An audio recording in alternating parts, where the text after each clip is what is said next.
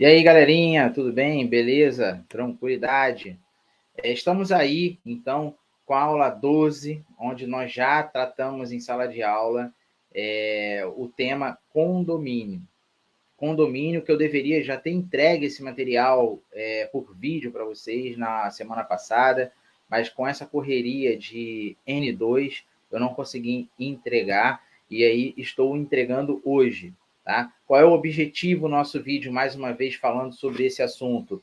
É trazer de forma resumida tudo aquilo que nós falamos em sala de aula. Por quê? Em sala de aula nós conseguimos debater o assunto da matéria, vocês anotam exemplos práticos que eu dito em sala de aula, conceito. Da metade do período para cá, eu comecei a ditar. Antes eu preparava o material, apesar de que esse material já é o material do semestre passado, da turma de 2022.2. Mas eu tenho atualizado, tenho mudado a forma de apresentação, forma de didática. Então, por essa razão, esse material eu montei, eu atualizei após escrever de fato o material aí, deixar em PDF, após a nossa explanação em sala de aula. Então, hoje vocês vão levar um conteúdo por vídeo integral, que foi dado em sala de aula. Vocês já receberam pelo grupo o PDF da aula completa, o PowerPoint da aula completa, e agora, de forma resumida, nós vamos comentar sobre condomínio. Por quê? Lá no final, na aula 14, que eu dei essa nomenclatura, eu vou falar de novo sobre condomínio, de uma forma mais resumida ainda, que é o foco para a nossa prova, que é a nossa aula de revisão. Tá certo? E você que não está inscrito no canal, por favor, se inscreva, porque vai me ajudar bastante a trazer mais conteúdo para cá e faz com que o YouTube reconheça como canal de alta relevância. Como eu avisei a todos vocês, eu tenho uma meta com relação a esse canal de YouTube, porque ainda quero criar uma comunidade fechada dentro do YouTube. E-books estão sendo produzidos e vocês que são meus alunos presenciais, quando quiserem acessar esses e-books, por favor, me solicitem. Tá? Me solicitem que eu vou enviar esses e-books gratuitos. Vocês já têm esses materiais no grupo do WhatsApp. Sugiro que vocês organizem uma pasta no computador, porque na prova da OAB, quando vocês forem fazer, vai ser muito útil, tá bom? Então, vamos avançando aqui. Eu vou fazer só uma leitura desse primeiro slide, comentar sobre condomínio geral e edilício, e nós vamos avançando. Então, o objetivo dessa apresentação é não superar 20 minutos, é trazer de uma forma mais específica esse debate. Enfrentamos uma divergência de entendimento em sala de aula, e isso será esclarecido e fundamentado nessa apresentação também, tá certo? Então, vamos tratar de condomínio geral ou edilício. O legislador trouxe inicialmente o condomínio geral, por quê? Porque é a forma que nós temos de normatizar e organizar o convívio entre famílias, entre pessoas, entre proprietários de imóveis em um mesmo ambiente. E aí nós classificamos, nós temos um conceito, na realidade, da seguinte forma: podemos entender que condomínio geral é a propriedade simultânea de um bem móvel ou imóvel por duas ou mais pessoas. Na realidade, quando nós interpretamos condomínio, nós imaginamos condomínios de prédio ou condomínios de casa. Mas também nós temos como falar de condomínio de bem móvel, como, por exemplo, eu posso usar em condomínio um carro da minha família, onde meu pai, minha mãe, meu irmão, minha esposa, minha sogra, meu filho podem usar o mesmo carro. Então, nós usamos a mesma coisa, mesmo bem móvel, em condomínio. Cada um usa um pouco para suprir a sua determinada necessidade específica, tá certo? E também, que é mais comum da gente falar sobre isso, é viver em condomínio, conviver em condomínio, tá? Eu citei em sala de aula um exemplo prático, que eu tenho um cliente que comprou uma área, um lote. Nesse lote, ele construiu um prédio. Nesse prédio, ele construiu 10 apartamentos. Desses 10 apartamentos, ele é proprietário dos 10, era proprietário dos 10, e vendeu 2. Mas para efeitos da nossa matéria, Vamos imaginar que ele vendeu 9 e reside em 1. Então, nós temos um prédio com 10 apartamentos e cada apartamento com seu proprietário. E supondo que cada proprietário reside no seu apartamento, com a posse direta do imóvel, nós temos 10 famílias residindo em um prédio. Isso é um condomínio.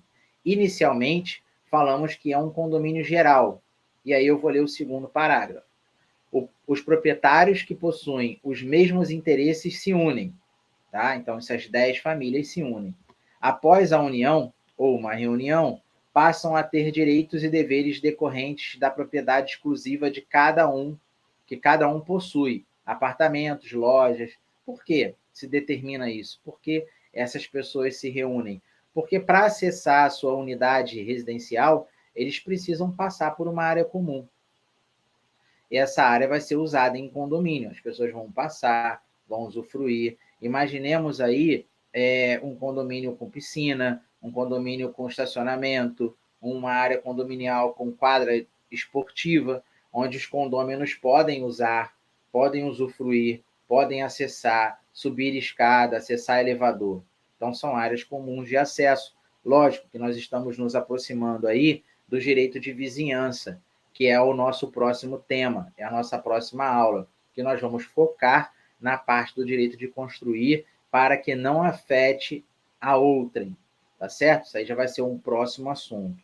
Então, o condomínio em geral é justamente isso. Nós não estamos falando de legalidade ainda. Nós estamos falando de um condomínio geral. Não há uma figura específica de um síndico. Há a reunião de pessoas que têm o mesmo objetivo naquele mesmo local, naquela mesma área, que convivem em condomínio. E aí se restringe determinados direitos de exercício de sua propriedade, que nós vamos comentando ao longo dessa explanação. Beleza? Então tá certo. Nós entendemos aí que o condomínio geral é a reunião de pessoas, duas ou mais pessoas que têm um interesse comum, para organizar aquele convívio, aquele condomínio. E aí o legislador vem e trouxe o condomínio edilício, que não é edifício, é edilício. Já o condomínio edilício, lendo já o terceiro parágrafo, é uma espécie de condomínio. E nele coexistem propriedades comuns e privadas, e as unidades autônomas, que formam juntos uma edificação maior. Então, estamos aí imaginando a mesma ideia daquele exemplo que eu dei do meu cliente, que supondo ele vendeu 9 apartamentos, nós temos propriedades comuns, que é propriedade residencial, por exemplo. Temos unidades autônomas, né, que cada um tem a sua unidade, eles são autônomos entre si. E aí, com 10 apartamentos, se formou uma edificação maior, tá certo? Uma edificação maior, porque são 10 imóveis de unidades comuns, unidades autônomas. Comum não, autônoma, né? Unidade autônoma de acesso comum. Então, o condomínio edilício deve possuir, já entrando na questão da legalidade, deve possuir documentos de instituição, convenção condominial e regimento interno, além de obedecer regras específicas do Código Civil. Não quer dizer que o condomínio geral não obedeça, tá? Mas o condomínio edilício possui regras mais específicas, como, por exemplo, a eleição de um síndico, como, por exemplo, uma convenção condominial, um regimento interno. E aí nós começamos a encorpar melhor o entendimento e diferença de condomínio edilício e de condomínio geral. Tá? Os proprietários no condomínio edilício têm unidades privativas, assim como também no condomínio em geral. As unidades são privativas, são de uso privado. E o percentual nas áreas comuns, que também tem de direito, conforme o tamanho de sua unidade. E aí a gente começa a debater melhor o condomínio geral e o condomínio edilício. Não existe uma figura de assembleia, de convenção condominial, de regulamento interno para o condomínio em geral, mas já existe essa figura no condomínio edilício, já fazendo a separação desses temas, tá certo? E como é que nós vamos dividir condomínio geral quanto à sua origem? Ele pode ser voluntário, não é uma obrigatoriedade, nós podemos ir em condomínio e se organizar de forma voluntária, através de uma união entre os condôminos, que têm o mesmo objetivo. E nós podemos também subdividir, quanto à sua origem, um condomínio necessário, onde é obrigatório em situações específicas que decorrem de determinação de lei. Tá? É uma consequência inevitável, como, por exemplo, eu cito ali o caso de paredes e muros e cercas e valas que dividem terrenos vizinhos. Então, se nós imaginamos um loteamento e nós possuímos cada um possui um lote dentro desse loteamento, um lote particular, para poder dividir esse lote particular, obrigatoriamente nós temos que levantar muros, certo? Muros, para poder dividir as unidades, para qualificar a unidade autônoma e gerar uma certa privacidade, isso já é obrigatório por lei. Nós podemos subdividir também os condomínios em condomínio residencial, que é aquele destinado somente para habitação residencial, o condomínio comercial, onde se tem um fim lucrativo, e o condomínio misto, onde nós podemos tanto ter residencial quanto comercial no mesmo ambiente de acesso de área comum. Beleza? Isso nós já conversamos em sala de aula e em grandes centros é comum ter condomínios exclusivamente comercial e também temos condomínio misto dentro de um centro comercial. Já é mais difícil encontrar um condomínio residencial no centro da cidade do Rio de Janeiro, por exemplo, no centro nervoso, como também em São Paulo. Mas nas cidades mais periféricas, que tem centros comerciais também, bairros mais comerciais, você encontra mais a figura do condomínio residencial. Não quer dizer que não tenha, tá? Não quer dizer que não tenha, mas existe também, e acredito que vocês entenderam essa diferença. E aí nós temos também essa espécie de condomínio fechado, né, que é aquele que o proprietário compra uma fração que engloba o uso de uma área privada, uma privativa, e essa área ela é destinada também a uma outra área de uso comum, como espaço de lazer, e para isso se fecha o condomínio. E aí se fecha colocando muro, colocando portão, e dali para dentro nós temos lotes adquiridos por pessoas com construções de unidades privativas individuais e autônomas, porém de uso comum daquela área onde todos que adquiriram a sua unidade vai poder usar, que é a área de lazer, e nós demos exemplos também em sala de aula. E aqui, quando eu comecei a falar em sala de aula, que gera uma grande confusão acerca dos tipos de condomínios horizontal e vertical, pairaram algumas dúvidas de alguns alunos que falaram comigo durante a explanação, após a explanação também. Nós exploramos isso na aula de quarta-feira, na terça-feira, né? Na aula de quarta-feira também, tivemos um aluno na turma de quarta-feira que completamente foi contra essa interpretação, porém, essa interpretação de condomínio horizontal e condomínio vertical gera confusão, sim, e muita. O material que foi passado para todos em sala de aula, e é o que eu estou falando agora, é baseado na obra do autor Caio Mário da Silva Pereira, que é na página 162, na teoria geral do direito aplicável ao condomínio. Eu citei bem aqui no primeiro parágrafo, quando tratamos de condomínio horizontal e vertical, e aí reforço a mesma explanação e tese de explanação falada em sala de aula.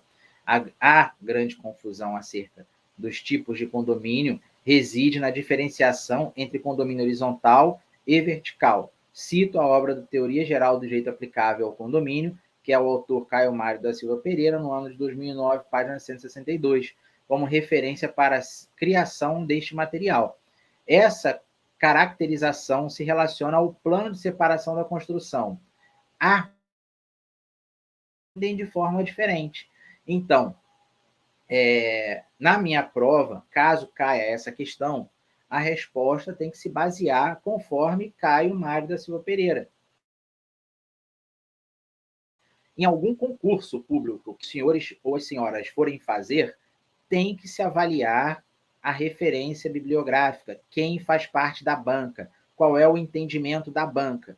Se o entendimento da banca for igual ao do Caio Mário da Silva Pereira, que é o meu entendimento também, que vocês não são obrigados a seguir, sigam o que se sentirem melhor, a resposta vai ter que ser com base ao plano de separação da construção. E qual é a base do plano de separação da construção? Quando se fala em casas, são paredes. Quando se fala em prédios, são solo e teto, chão e teto. Então, aí nós temos a referência de horizontal e vertical. Obviamente que, entrando no assunto, vamos começar a debater mais especificamente a origem desse entendimento.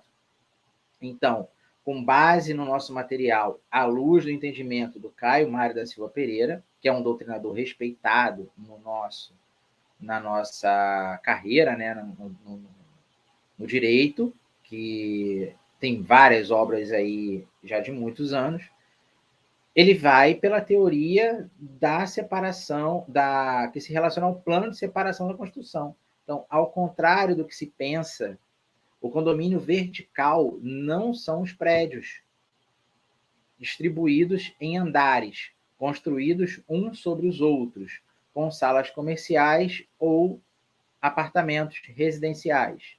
Na verdade, eles são um condomínio horizontal, já que o plano que os separa é horizontal. O teto de um andar é o chão do outro andar. Então, a referência do horizontal para vertical é teto e chão. Teto e chão. Horizontal. Então, se põe unidades residenciais acima, tá? Mas a referência de horizontal é o teto e o chão. Não a visualização da construção do imóvel, que é um prédio sendo como vertical, tá certo? Esse é o entendimento que mais me adequo, que é o Caio Mário da Silva Pereira, tá certo? Então, eu cito aqui, por outro lado, as casas construídas lado a lado possuem um plano de separação vertical, que são os muros. Então, uma casa separa-se da unidade residencial vizinha através de um muro vertical, a outra casa através de um muro vertical. Então, por isso a referência do condomínio de casas ser vertical, tá bom? Em resumo, se a parede de separação da unidade for horizontal, o condomínio é horizontal. Se for vertical, será vertical. Nada impede que os senhores e as senhoras entendam ao contrário, desde que fundamente a sua interpretação, tá? Não caindo naquela falsa ideia de informações que nós buscamos, às vezes, para consulta à internet. Busquem a doutrina, porque a doutrina vai trazer um fundamento sobre isso, tá certo? Não está errado dizer que o condomínio de prédio é vertical. Por que não está errado? Porque tem que haver uma fundamentação para isso. Há doutrinadores que fundamentam que o condomínio de prédios é vertical. Na referência de imóvel, de comercialização, propaganda, quem trabalha com a parte de corretagem, a interpretação visual sobre condomínio vertical é uma completamente diferente do que Caio Mário da Silva Pereira interpreta, tá certo? Então, a fundamentação desse material está com base à teoria geral do direito dos condomínios, que é de Caio Mário. Então, vejamos as figuras ilustrativas abaixo. Eu cito aqui o condomínio vertical, que é onde a separação das casas são muros, em que pese ser casas geminadas, e aqui o condomínio horizontal, que são as unidades residenciais, uma sobre a outra, onde a divisão do seu plano é teto de um, chão de outro, que é a nossa referência de horizontal e vertical. É a separação das unidades. Tá? E aí vem, com base nos direitos e deveres dos condôminos, tudo que se fala em direitos e deveres são normatizados através de Assembleia Geral, quando nós tratamos de condomínio edilício. Quando nós tratamos de condomínio em geral, aquele que não tem convenção condominial por algum motivo, não tem um síndico, porque realmente não vai poder ter, porque ele não foi constituído como um condomínio oficial, porque não tem determinados alvarás, como eu coloquei no exemplo de sala de aula, nós vamos tratar como condomínio geral. Pode-se haver reunião, pode ser indicado um administrador. E nessa reunião se determina direitos e deveres dos condôminos. E aí sim se coloca em prática esses direitos e deveres dos condôminos. Tá? Lógico, registrado em ata. E aí, quais são os direitos e deveres dos condôminos? Antes de tudo, é importante esclarecer que são, de fato, os condôminos, embora muitas pessoas tratem como sinônimo morador e condômino, não são as mesmas coisas. Enquanto os moradores são quem habita em unidade, geralmente inquilinos, os condôminos são aqueles que possuem direitos ao bem, ou seja, os proprietários dos imóveis. Então, a regra prevista na lei, nos documentos internos do condomínio, tem como objetivo esclarecer diretrizes gerais de conduta, bem como convivência pacífica entre todos os condôminos. E aí, o pagamento de taxa condominial, por exemplo, quando nós falamos de taxa condominial, trata-se de uma obrigação próprio terreno, assim como nós falamos de IPTU, que é uma obrigação próprio terreno.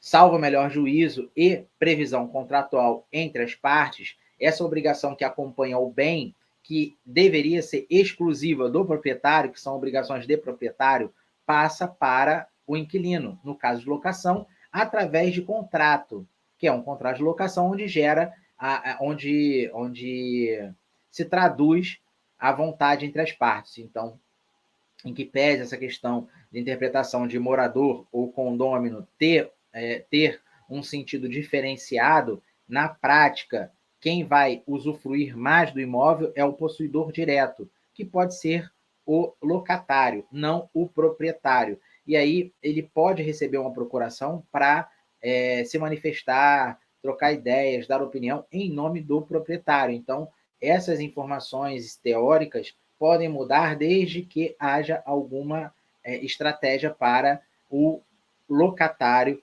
exercer todos os direitos em tese do proprietário. Por isso que quando nós falamos de artigo 1288 sobre usar, gozar e dispor de um bem, nós trazemos o mesmo conceito para posse e propriedade, salvo o melhor juízo, que nós esgotamos esse assunto na questão do dispor do bem de outrem, dependendo de algum acordo, de alguma procuração.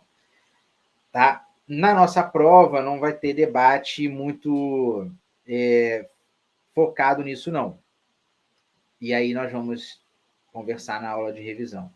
Então, direitos dos condôminos estão previstos no artigo 1335 do Código Civil. Lá, usufruir, usar, fruir livremente, dispor das suas unidades. E aí a gente entra naquela mesma ideia do direito do proprietário. Tá bom? Direitos e deveres. Administração do condomínio. Administração de condomínio em geral. Deliberando a maioria sobre a administração de coisa comum, escolherá um administrador. O condomínio em geral surge a figura do administrador, ao passo que no condomínio edilício, não. Existe a figura do síndico, tá certo? Então, não vou entrar muito aqui, nós já conversamos no início da apresentação, nosso objetivo era ir até 20 minutos, mas já chegamos a 25, quase. Então, a ideia de administração de condomínio tanto de condomínio, deliberações, assembleia extraordinária, conselho fiscal, condomínio geral, tanto, para no condomínio edilício aqui, eu vou falar dos dois, tanto no condomínio geral quanto no condomínio edilício, há o objetivo de organizar e normatizar o uso de área comum e limitar direitos da propriedade privada. Por que limitar direitos da propriedade privada? Porque o bem maior é a coletividade. Não posso ter a propriedade de um apartamento e extrapolar no meu gozo do apartamento, do meu uso do apartamento. Eu não posso extrapolar, porque eu vou incomodar o vizinho do 103, o vizinho do 105, se eu estou no 104, por exemplo. Então, o meu uso, o meu gozo da minha propriedade, ele vai ser limitado em prol da coletividade, e isso tem que ser normatizado, independente de ser condomínio geral ou condomínio edilício. A figura de departamentos dentro daquela organização, ela vai ser diferenciada também, porque no condomínio geral nós temos a figura de um administrador e no condomínio edilício nós temos a figura do síndico. E aí tudo é determinado através de reuniões ou união de condôminos no condomínio geral e assembleias no condomínio edilício. Nós temos a figura, também a presença de convenções coletivas de regimento interno no condomínio edilício, ao passo que não há uma previsão específica sobre isso no condomínio geral. Porém, é importante ter também para normatizar o uso de área comum e a limitação da propriedade privada, tá certo? Então, nós temos essa diferenciação, que é uma diferenciação bem notória com relação a condomínio edilício e condomínio em geral.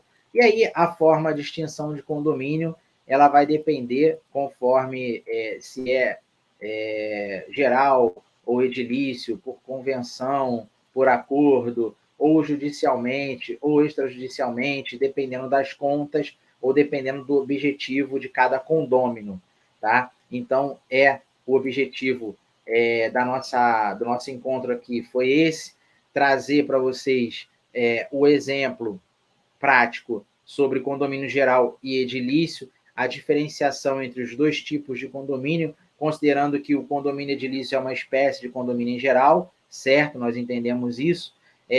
As formas também, espécies, condomínio voluntário, condomínio necessário, condomínio fechado, já trouxe a questão da interpretação teórica de fundamento para condomínio horizontal e vertical, que vocês precisam ficar atentos com relação à doutrina, não tendo apontamentos de certo ou errado, mas uma fundamentação para construir esse conceito, identificar esse conceito.